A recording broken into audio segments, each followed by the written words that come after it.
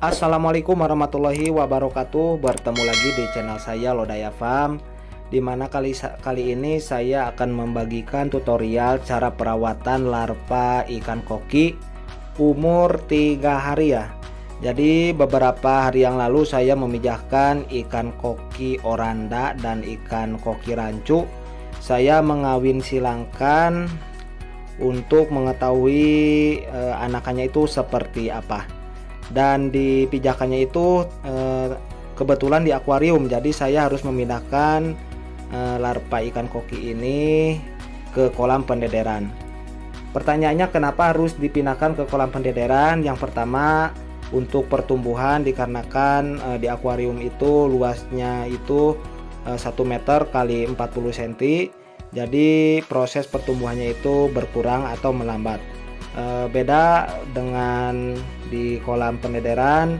Yang pertama, kolam pendederan itu luas, dan yang kedua tersinari oleh sinar matahari. Jadi larva ikan itu lebih bagus terkena langsung oleh sinar matahari. Dan kita pindahkan sedikit demi sedikit dan secara perlahan dan hati-hati, dikarenakan ikan koki itu atau larva ini masih labil, jadi harus secara hati-hati.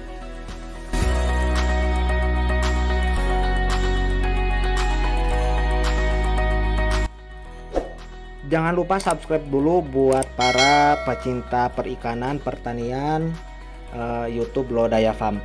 Inilah kolam pendederan saya, dan kita tuangkan atau dederkan anakan ikan koki yang telah saya pindahkan dari akuarium sedikit demi sedikit dan secara hati-hati. Jadi ditakutkan anakannya itu nantinya stres, dikarenakan pH air dari suhu akuarium dan suhu di kolam ini pasti berbeda. Jadi harus secara hati-hati, ditakutkan ikan koki stres dan mengalami kematian secara massal.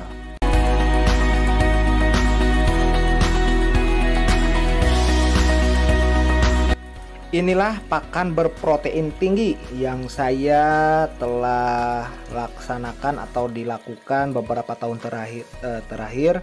Yang pertama itu kuning telurnya atau kuning telur rebus.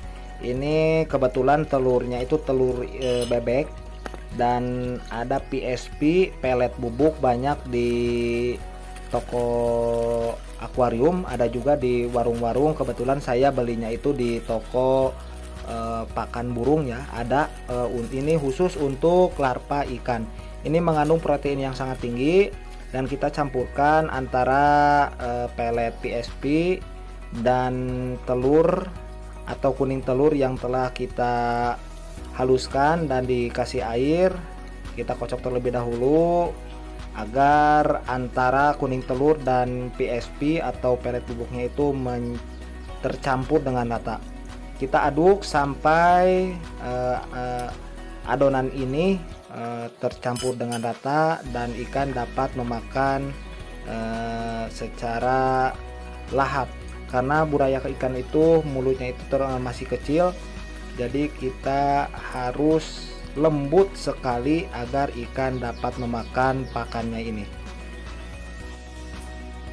Dan kita kasih secara perlahan dan merata. Takarannya itu untuk pemberian pakan jam 8 pagi, jadi sehari 2 kali, jam 8 pagi dan setelah asar sekitar pukul 4 sore. Jadi selama 3 bulan kita kasih pakan. Kalau bisa lebih baiknya itu pakai cacing sutra. Namun kali ini karena saya di kampung, jadi tidak ada yang menjual cacing sutra. Saya memakai pakan ini karena sudah teruji dan saya sudah melaksanakan beberapa tahun terakhir.